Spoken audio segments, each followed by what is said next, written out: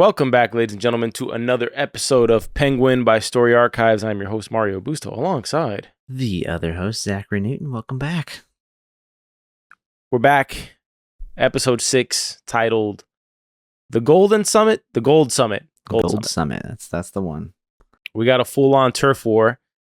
Guys, can we just, take a moment to just appreciate my overall instinct of television storytelling, because I was spot on of where this episode would start. I literally spot on last episode. What did I say, Zach? I said there has to be a time skip here, right? We're not going to just see him growing mushrooms from the beginning. It's probably going to be a few months pass or whatever, however long period of time it was for Oz to get his drug operation going. Then we'd have like the whole situation where we can't find Oz. I was right about that. Literally spot on. Doesn't take a rocket scientist, but I don't think the average person could do that. Zach, that's why people tune into this show, because they want that expertise. They want to know what's going to happen next. Yeah. Our lovers, our haters, all of them. They just tune in for that sort of thing. Our haters are mad every time we get a prediction right. But nah, kind of playing around with the whole idea. I mean, Oz apparently turned into a chemist. It's like went full Breaking Bad. He's turned 2 buckets into a freaking drug empire. So one could assume, unless these mushrooms are growing rapidly fast, which mushrooms do grow pretty fast. Mm-hmm. Now that I know that from experience. Sure. He grew literally an entire empire. He has this bliss going out to every corner, every jurisdiction, precinct, whatever. What is it? What is the term he used for Gotham? Like how many wards? I don't know what word he used, but I mean, it's just like all these little sectors where it's like neighborhoods. You got different gangs running different neighborhoods. You got their own territory. Yeah. Well, he's got it running everywhere because he's got this underground operation. And it is a little bit hard to believe, kind of, that he's been running this entire operation and not a single leak has occurred where they have found out that he's running it. I mean, Sofia Falcone or Sofia Gigante has to now go through all sorts of hoops just to find out this information. She's not really running her organization very smoothly, if you ask me. She's literally doing all the groundwork, all the grunt work to get this information, which is to be expected, right? She killed cousin Johnny Vitti. She literally killed everybody. So she's taken over. It doesn't really seem to have any guidance besides, Sal cooking up his dead wife's, recipes in the kitchen. Acting kind of like a father to her. Yeah, she's off the rails now, right? She got like a new little haircut of hers. She's pretty much having some weird affair with her psychiatrist or doctor or whatever we want to call that guy, Julian. He's the most random character. He's not her boyfriend. Maybe he thinks that, but no. Boy toy, whatever. Yeah, that's probably what it is. But it's he's probably the most random character in the show. He's more of like he feels like an Arkham patient worshiping somebody, really. He really does, now that you mention it. Like playing those Batman, like Arkham games. Fun games, by the way. Really, really dark, but really fun to play. I never played a single one, but I know everyone who's played them loves them. I haven't played a single Arkham game. They're phenomenal. I mean, they'll have you on the edge of your seat. Like if you're playing those things late at night, it is a little freaky. I'm not going to lie. Yeah, I've been meaning to play them, but I don't think the gameplay holds up anymore, does it? Maybe the last one still does. It's been a long time since I played it, but I remember enjoying the gameplay a lot. Like just graphics were pretty solid. All around it was good. I mean, again, it's been years, but I feel like it'll hold up. I'm going to look it up because it's probably free on the PlayStation catalog, but we'll see. How many episodes do we have left of The Penguin? We're on 6 now, so can you check IMDb? 8.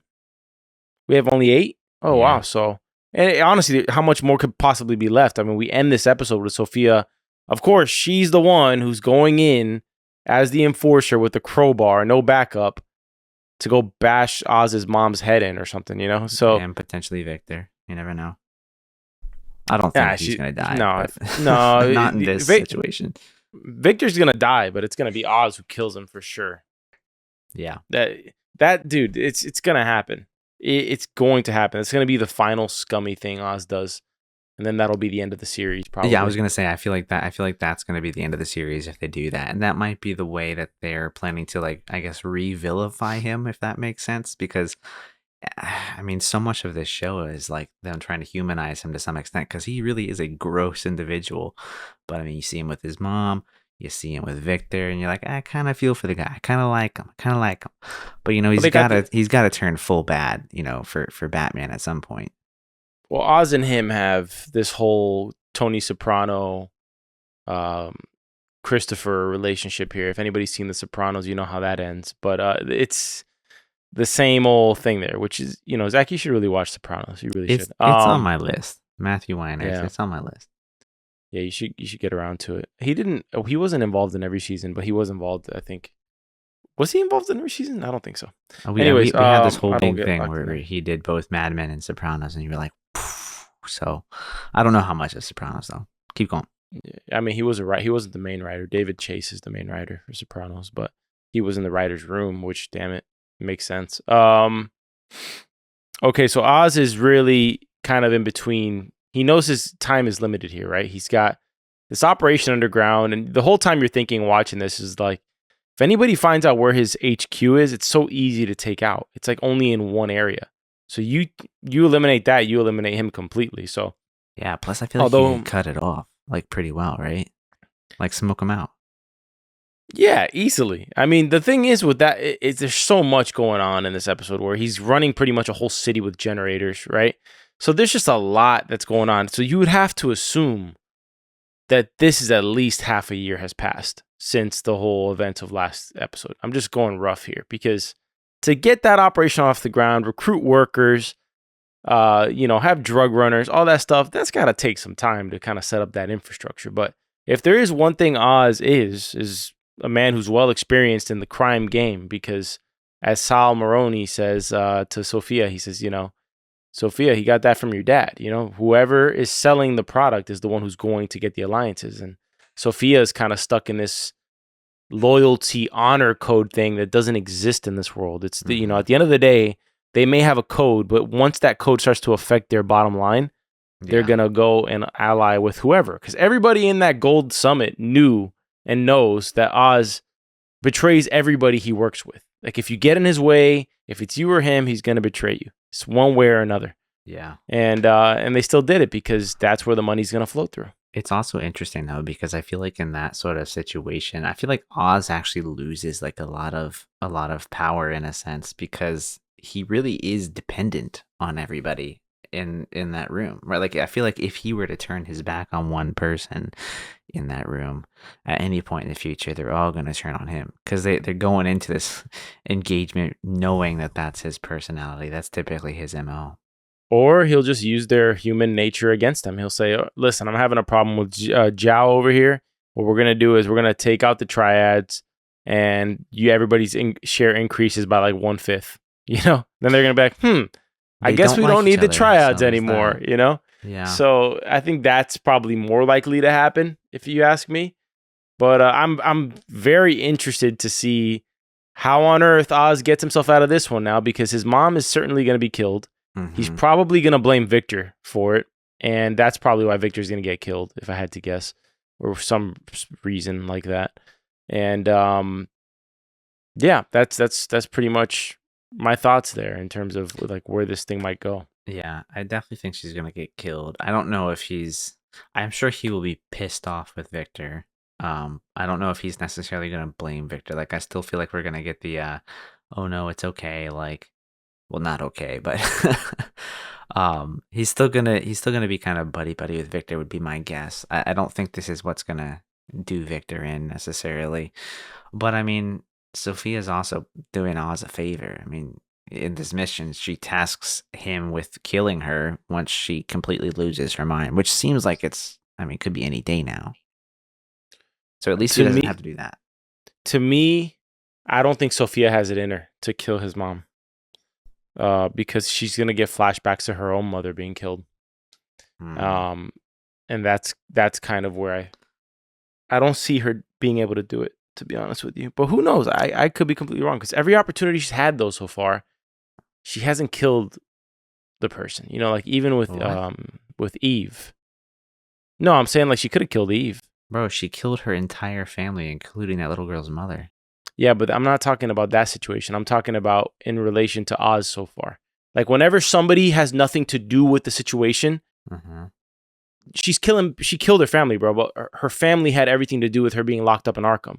She didn't kill the little girl. She doesn't kill people who didn't have anything to do with the plot. So what I'm trying to say is Victor, Eve, even Oz's mother have nothing to do with this situation going on. And so far, she's yet to prove that she's that evil, that she's willing to kill people who have nothing to do with it.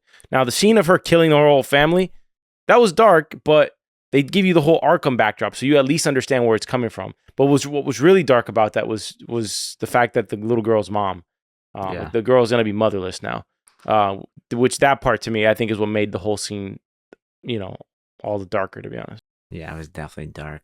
So you think Oz's mother is gonna live to see another day? No. I think she's gonna die, but I don't think it's gonna be because of Sophia. Huh. Get me? Like I think she's gonna die. I don't know how she's going to die, but it's not gonna be because of Sophia. Maybe it might end up being Oz. It might be Oz who does it because he did give his word that he would do it. Oz is snaky, man. Right? I mean, that's the last relationship he has that he's willing to do anything for. Right? And we'll see, because there might come a point in this next 2 episodes that he even, does away with that. I would be very interested to see if we get an Oz flashback episode, like for episode 7. At some point, maybe not the full episode, but like one of those episodes that bounces back and forth. Yeah. Where we find out what really happened to his brothers. I have a feeling that he might have had something to do with their deaths. It does feel like that's kind of being like sprinkled around here and there. So I got that sense too in this episode. I don't know quite what it was, but I was wondering if he had something to do with his brother's death. I don't know why. He's got that scar across his face. We haven't got any backstory there, but they could be saving a lot of that for like a season 2. Potentially. Remember, all these networks want a moneymaker, right? And this is definitely a moneymaker. It's trending number 1 on HBO Max. So, I mean, it's a pretty good show, man. Like overall, quality's top notch, like most HBO shows. I like it. I don't know how many seasons I could handle of it, though. Let me ask you. This would be a good breakout segment. Where do you rank Penguin of all the shows you've watched this year in terms of the ones you've enjoyed the most? Oh, man, that's a tough one. This year, it's probably up around like maybe 3 or 4. Let's go through them, because I'm having a hard time remembering what we've watched so far this year. We watched House of the Dragon, so that was a okay. So let's not start there. Let's start from January. We did Masters of the Air. We watched Constellation. Right. I watched The Bear. Yeah. I watched most of The Bear. Not the latest season. We watched Fallout. I watched Black Sails. I watched 3 Body Problem. And Tokyo Vice season 1. Yeah. If I had to say about Penguin right now, I would like my list of my favorite shows this year. Constellation is last. It's last. Yeah. That show took it out of me to the point where we made a rule after we watched Constellation where we said if we're not enjoying a show, a couple like at least by mid-season we stop covering the show. Maybe we do one. Actually, no, that's just the rule. If we don't like the show, we're watching it. Like we're just gonna stop the coverage, especially if we're not seeing audience pickup from it. So, not unfortunately. The audience did like that show though. That's the thing. We did get substantial amount of plays on those episodes, so that's one of the reasons we kept going. We did. We just got burnout from the multi-dimension. Oh god, so bad. Quantum mechanics, all that. And then, dude, till this day, there's we keep on getting requests for what's the other show that came on Apple TV? Dark Matter. Oh my goodness, we still have people. And it's not that I don't want to watch Dark Matter. It's just that Apple decided to release like 2 to 3 back-to-back multiverse, multi-dimensional, quantum, blah, blah, blah in the same month. And I just can't first and foremost, I don't like those stories for the most part. It's like it's got to be incredibly good, like insanely good. And Dark Matter's better than Constellation from the little I've seen of Dark Matter because I did watch episode 1. But I watched part of episode 1. I would agree with that so far. If I'm ranking Penguin, let's go last to first here. I'm gonna say Constellation last. I'm gonna say Masters of the Air second last, probably. I'm gonna go Fallout after that. Mm-hmm. Actually, I'm gonna go yeah, I'll go Fallout after that. Then I'll go Black Sails. Then I'll go True Detective. Then I'll go Penguin. Mm-hmm. Second place will be Three Body Problem. Actually, no. Second place will be House of the Dragon. And first place will be Three Body Problem. That, and then Pachinko is probably in the somewhere in the middle. And The Bear is also near the bottom for season 3, unfortunately, which is like my favorite show. So were you asking me that within the context of just shows we've covered or shows I've been watching this year? Oh no, I add in the other shows you've watched. The thing is, I'm the only one here who does the solo pod, which I think only do the solos. I think the fans should lambast you for not doing a solo pod of Rome. To be honest with you, I just finished Rome, by the way. Two whole seasons. It's a solid show though. I think you owe the audience a solo pod. That's what I think. All right, I might try to pull one together if it's something that interests everybody. It is a really solid 2-season show, and you told me that they kind of ended that show early, like they could have carried it on many more seasons, but it was due to funding. Even if that's the case, I feel like the ending was actually one of the better endings to a TV show, where it wasn't such a bad cliffhanger, where it's just like, oh, I need to see more, or I'm gonna be annoyed with this. So, honestly, I'd probably have to throw Rome up there so far as my number 1. So I'm going in top down order. Wow. It's been one of the shows where it's like I watch it and I just get sucked into it. Like I just keep wanting to binge the episodes. That's really good. Number 2 would be House of the Dragon. Number 3 would be Three Body Problem, and number 4 so far would be Penguin. Though I will say, I just started watching that show Gunpowder. With Kit Harington? Yeah. Okay. I'm in the middle of the first episode, maybe 15 minutes in, and man, I'm just I'm on the edge of my seat. I'm so excited to continue watching that episode. Really? That good? It's very suspenseful. Now I don't know how well the rest of the episode is going to play out. So when I finish the episode, I'll let you know if my opinion is still the same. Let me know. But quality was there. I was really sucked into it. Speaking of Kit Harington, I watched the show that I think he just came into the last season, which I stopped watching it, to be honest. It was Industry on HBO. That show had all the promise, but it's such a glorification of sex and drug abuse that it's just pretty much soft porn, to be honest with you. It's pretty much Euphoria at a hedge fund. It's that's pretty much the vibe of it. It's had so much potential. Yeah. And it's not, when it's actually talking about the subject matter on the show, okay, it's fine. But dude, it is every episode is a vulgar amount of, it's interesting. Of sex and drug. Everybody's a cokehead. Everybody's a sex addict. I mean, everybody's so messed up. It's just to a point where you're just all right, this is just the director's or the writer's wet dream, because this is all we're doing here with Industry. Yeah.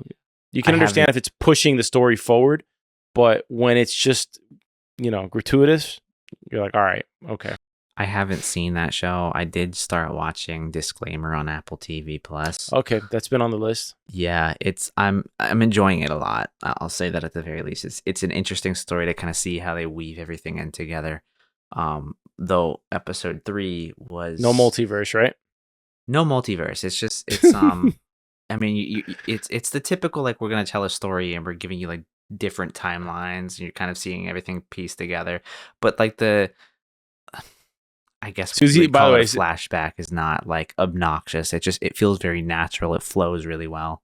We've got one listener out there, Susie, who's gonna get really mad at my at both of our takes with the whole multiverse stuff, because I like the like, multiverse stuff. I like the quantum thing. Yeah, I just got burnt out from it. It was just too much back to back of like heavy coverage. So I've liked what I've seen so far of Dark Matter. I might continue watching it at some point. But you know what it is that we also had like a lot of timey-wimey shows in the last year, bro. Like we had Monarch Legacy of Monsters, that was kind of a dud. Yeah. Not a dud completely, but Invasion. I mean, a lot of Invasion season 2 is not good. That was questionable. That one was questionable. Anyways, we went down a rabbit hole there. I did want to just find a see, like, I think Penguin's definitely got to be top 3 or 4 for sure. It's up there. Anyways, okay. Back to the show here. We covered Oz doing the whole bliss building empire, Sophia on her rampage. I was wondering how she was going to get Eve like on her side, but then it was so clear. Like the moment Eve gave her that opportunity for the hangman, like, oh, my friends, they were my friends. They might have been nobody to you. Yeah. Makes complete sense how she got there. I think it's pretty clear how this is going to play out, because let's think about it here. Oz is going to get caught here somewhere in the next episode, if we had to guess, right? By the police or by the by at some point in the next episode, he's going to have to confront her because she's going to have his mom. Yeah. Right? So the thing that is the wild card here for Oz is that his mom asked him in this episode to kill her. That's what I'm saying. Like, Sophia's kind of doing him a favor in some sense. She's doing him. He at least doesn't have to go and kill his own mother. She's already mostly gone from what I can tell in this. I mean, like, she has episodes and she just is completely, lost in what reality actually is. Yeah. She might be doing him a solid here. By the way, I want to talk about this because we haven't talked about Vic. This was a big Vic episode, huge Vic episode. I was relieved that Oz was not like really abusive towards Vic in this episode. I thought this was it's twisted still, but I thought maybe it might have been a situation where his mind is so filled like with all the stress of what he's doing, right? And then his mom on top of the fact saying like, I need you to kill me or put me out of my misery. Yeah. I thought in that moment where Vic was going to approach him that he was going to be like, Vic, I'm thinking it so much right now, Vic. Just taking it out on him, you mean? Yeah, exactly. Take it out on him. Or even when Vic comes in and he just knows that this guy, because Vic ends up killing his bully or the guy Squid, who was bothering him his whole life, and Squid kept pressing him, and did Vic need to do it that way? Maybe not, but in this world of Gotham, he kind of did. Yeah. So he took him out, and I thought it was going to be a moment where he goes down to see Oz in the lair that they've been building, and I thought Oz was going to be like, get it together, Vic. You're spazzing out over one guy. Something like that. That's my Penguin impression. Nah, man, it was like his first. So I mean, he was actually pretty caring about it. So I guess if you want to be a criminal, go kill somebody. Oz might be a good guy to befriend. He'll guide you through that mental journey. But I was actually surprised that Vic pulled a gun on Squid and shot him. I wasn't expecting that. No, I was expecting some like altercation potentially. I really thought they were going to go down underground though, and I was Oz might have killed Squid. I was expecting him to kill Squid. I just didn't really know if it was going to be there, if the situation was going to get messier. I love how Oz tells Vic, he's like, it'll get easier, which is pretty much saying like, I don't feel anything now when I kill people. It's pretty much not a good future for Vic coming here, but. No. Speaking of Oz's, desensitized nature, he visits the councilman after getting fed up that Crown Point's not getting any power. It's probably the most endearing scene for Oz, right? Because he pretty much says, you're diverting power away from the poorest, most destroyed part of the city, while you're over here laughing, having dinner, and going back to your mansion, right? He takes a plier to the middle of this guy's nose, which has got to be ridiculously painful. Hurt like crazy. I'm surprised this guy wasn't balling more than he was. But my favorite part about the scene is when he says, it's just your nose. Give me your tie. And I thought he was going to get the tie to wipe off his blood from his nose. but instead he gets his tie to wipe off his blood from the pliers. Pliers, yeah. Which is such a great touch. Such a great. I wonder if that was just a decision Colin Farrell made in the moment, because the camera almost like surprisingly pans down, like he wasn't expecting him to do that in that moment, which I thought it was such a brilliant touch there. That's funny. I also liked his the politician couldn't drive. Oz is like, you got more room than you think. Just go. Yeah, you got more room. Yeah. Like, it's just. By the way, this is such a Tony Soprano type of move here. Like, this is literally Tony Soprano, dude. Like, they don't really do a behind the episode thing, right? Yeah, they do. They do? All right. I haven't watched a single one because I don't want to see the trailer for the next episode. So I've missed those, but I should probably see if I can catch them on YouTube or something. All right. But I wonder if they mention Tony Soprano at all in those behind the episodes, because it's just, he's this lumbering guy who is just so Italian, bro. I've only listened to one so far. I don't remember which episode it was for. I didn't hear any reference to Tony Soprano, but you never know. It might be mixed in there somewhere. Yeah. Part of Oz's charm is that he's able to kind of make business deals in person, right? Sullivan gets mad at him because Sophia sends a message and chops off the pinkies of the low-level drug dealers. Yeah. Why the pinky? Because of the ring of her father, and sending a message like that, right? Mm-hmm.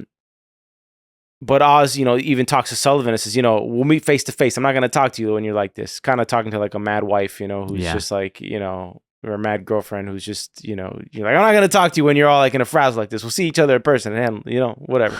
But he gets, a tank full of beer, meets every gang leader in the entire city of Gotham, and makes a pitch that he's good at selling. He's good at selling. I thought it was tacky at first that he was standing on the truck. I was like, total narcissist move. He needs to stand on the truck so he's taller than everybody, I don't know if you ever seen those late night shows where the host has this massive desk and he's higher up than the guests. There's a lot of shows like that. If you pay attention to it, like a lot of them like have these huge desks and their guests are just like shrinking in their chairs almost. I mean, I've seen the format, right? Like you got the nice desk, you're facing out, you're kind of concealed, and you got like the two little chairs out there for other people. I've seen it. Yeah. Well, that's kind of what he does here until he hops off the truck. But if you think like from the gang leader's perspective here, they all have to jump at an opportunity here, because the Falcones, let's just keep calling them the Falcones, and the Maronis are the weakest they've ever been. So Gotham is pretty much like a power vacuum right now.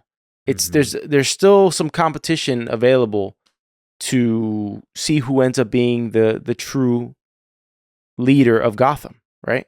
And Oz has the benefit of having Bliss on his side, which is more powerful than any drug they've been selling before. And I think everybody sees it from the same opportunity Oz did. Like, all right, look, Oz stole this product. He's betrayed just about everybody. He popped Alberto Falcone, right? Yep. And they're probably thinking of it from a perspective of like, all right, well, let's take ours too. If he turns on us, we won't be surprised, and we'll just handle it later, Yeah. As Oz says, it's better to work with people you hate than with people who don't even know your name, right? Yeah. That's actually a really solid line from this episode. Super solid line. Solid. There was actually like very memorable lines in this episode. There were. I like how Oz is finally building up his army. I've been waiting for that to happen. It's just happened like 2 episodes later than I initially expected it to. But man, he's literally got everybody on his side. They're gonna try and overthrow the old guards here with the Falcons and the Maronis. The Gigante, whatever. That's why they need a new name. I guess that's what Gigantes was supposed to be. Yeah. That's why I thought the time skip was going to happen, was because we needed to get quicker to that part. Otherwise, we would have ended the season with Oz still freaking growing mushrooms underground. The whole theme of the episode was the first line of the episode, which is like, who's got the power? That's what the streets are asking, and that's pretty much where the whole episode goes. So now, laying out the chessboard here, you got Oz with every gang in the city on his side right now, at least. You got Sophia, who has made an enemy out of most of the gangs in the city now, who no longer has that drug to sell for herself. Yeah. Sal is a shell of himself. I don't even think he's really a factor other than a few goons on his side. And now you have Sophia, who's going to take Oz's mother. as a hostage, so to speak. Probably with Victor too. So you got that situation as well. So Oz has everything going for him minus the one person in his life that he loves being taken from him. Well, yeah, so far. I feel like He even got the power back to Crown Point. We didn't talk about that. He did, yeah. The power came back on. We got the nice song. Then we got Sophia standing in the background with the crowbar. Great photo. I don't know exactly what's going to happen in the next 2 episodes, but if I had to guess, we've only got 2 episodes left. So the next episode, I imagine, is going to be somewhat of a build up, somewhat of a maybe a little bit of a backstory. I feel like something more than just like, Oz's mom got kidnapped has got to happen though. I kind of feel like we're going to be left off at the end of this season with like a showdown about to start between the Gigantes and Oz and his crew. But whatever it is, I just don't see Oz's mom coming out of this. I think this is her final season. Does Oz win the war? Like by episode 8, is he the king of Gotham by episode 8? I feel like HBO or Max or whatever is going to try and drag it out. Yeah, they're going to try and milk it would be my best guess. So like I don't think we can have an ending here. My guess is that this is wrapped by the end of the season. The reason I say that is because they have no leverage on Colin Farrell. That is an A-list actor who you will not milk a show on him. You look at what's happening with Yellowstone right now with Kevin Costner. You've not watched Yellowstone yet, right? No, I have not watched it. Okay, well he's not going to be in the upcoming season of Yellowstone for a multitude of reasons, but the main one he says at least is that he was waiting for a long time for updates on when the seasons were going to be because he's trying to do multiple projects at once and the scripts weren't coming. The thing about that situation is Taylor Sheridan is like the king of Paramount right now, and he's the writer creator of feels like every single one of their hit shows right now. He also wrote Sicario, if you didn't know that. He's written a lot of great screenplays. But what's happened is, and I really like Yellowstone, so I say this from a place of like Taylor Sheridan is somebody to look up to in a way.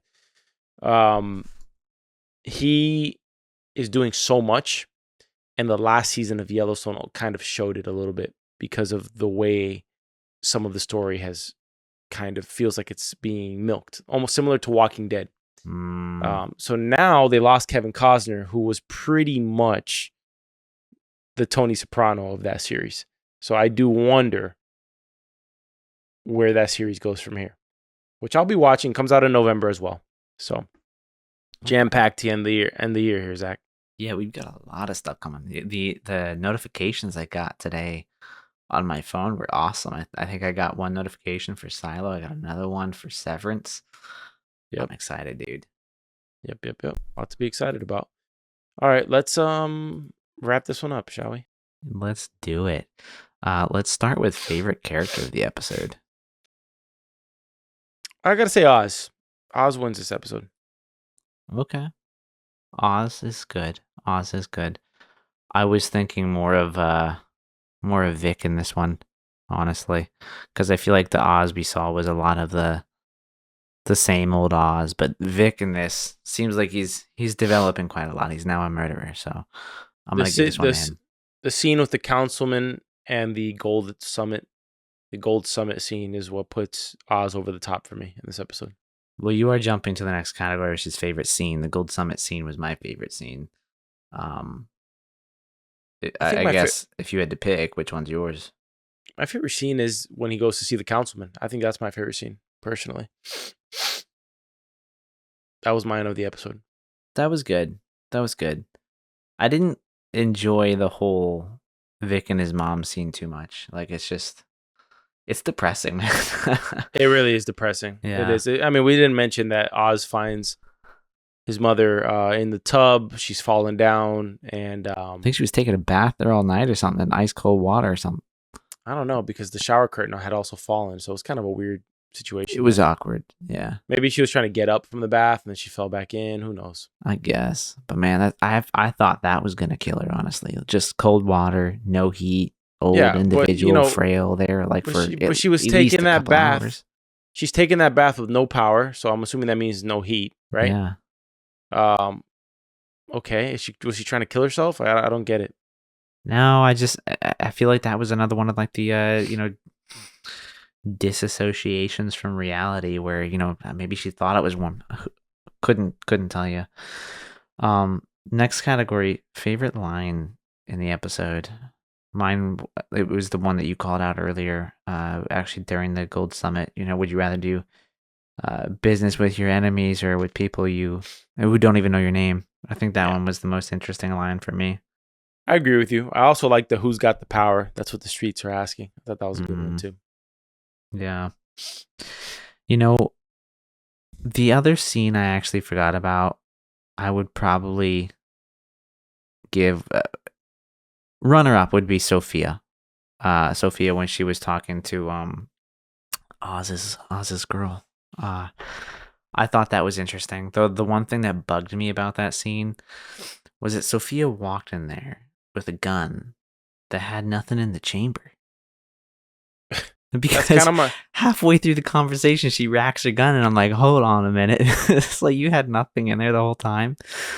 That's kind of my point with her, is that she's not going to kill anybody who's not actually guilty. Yeah, looking at that part of the episode now, what you're saying does make a lot of sense. I mean, she literally went in there mostly unarmed. So, like, I don't think there was an intent to kill. I think that was just purely intimidation. Yeah. Yeah. 100%. All right. Well, solid episode. Anything else before we close this thing out? Yeah, we just dropped a Halloween episode for all of you out there who are not aware. We dropped a Halloween special where we do all sorts of categories that we go through. We go through our personal list of scariest movies that traumatized us the most, our favorite Halloween candy, the top villains of all time, the funniest Halloween movies. I mean, we do a ton of categories. It's nearly a 2-hour episode that we made specifically for all of you in mind. And we also have a TikTok now, Story Archives. We also are Story Archives on Instagram. Make sure to follow us there as we're trying to make some micro content that you can kind of keep up with the show, and we can kind of break these episodes into smaller clips for you guys on there. So, yeah. Absolutely. Well, thank you for listening to this episode of Story Archives. You can find this podcast anywhere you find podcasts, Apple and Spotify podcasts primarily.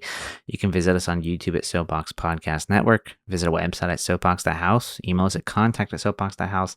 And all of the other links that you might want are on our website. So go check it out. Awesome. Till next time, we will see you guys next Sunday. Happy Halloween. And we'll see you in November.